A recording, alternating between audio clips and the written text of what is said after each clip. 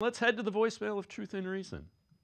Hey, Dave, it's Bob from Chillicothe. Well, that was a pretty disgusting game, but at least we got some clarity out of it because it is clear that we have got to get rid of Andrew Berry. He had to have a major part in the Watson deal. He signed a freaking kicker to an extension, and now we got to keep him because we're already in salary cap hell, and we'll have a bunch of dead money if we cut him. So we got to keep him. And Newsom and MJ Emerson, the Steelers were just after. I don't even think they threw one time to anybody else. First-round pick for Newsom. I mean, what was you thinking? He came from Northwestern. He had 0 picks in college. I'm sorry. This game put the nail in the coffin as far as I'm concerned on Berry.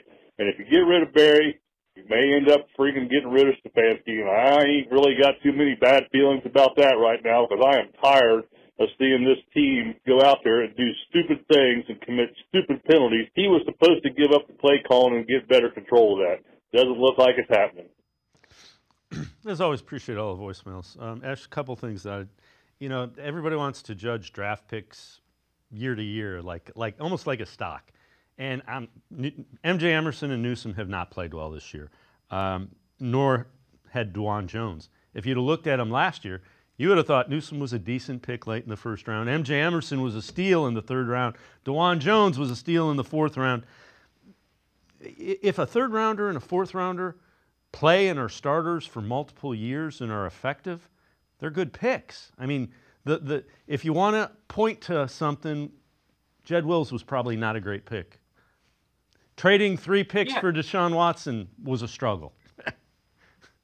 Yeah, there are definitely other moves you can look at and be like, oh, okay, considering where we took this guy and what has happened, it's not really worked. I mean, I said that about Jed Wills when he initially, before all this came out about his knee injury, when he had been essentially benched in favor of DeJuan in that first Ravens game. And I'm like, this is your first round pick of this regime, and you got him to be the left tackle of the future. If he's no longer starting at left tackle and he's still on his first contract, that's probably a failure for that spot, especially considering the other guys that went that year. So yeah, I do think, there is some truth to the fact, because I think you look at Martin Emerson 2 years ago, for example, over the last 2 seasons, I should say, and he's had some pretty good tape. He's performed very well. And I think this year it's definitely been a bit of a step back for him.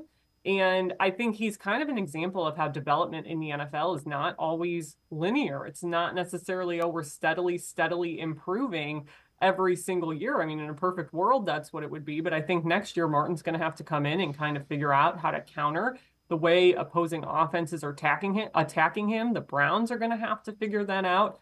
And that's, as Jim Schwartz likes to say, life in the big city when you're playing in the NFL. That's the whole point of playing these games. So, yeah, I'm not ready to call those guys necessarily failures, because I think for where they were taken in those respective drafts, they've given the Browns a lot of good work, and I think there's still going to be some good work to come from them. But the problem is this season, so many different things have gone wrong for the Browns that it hasn't helped a guy like Martin Emerson or like DeJuan Jones when he was healthy.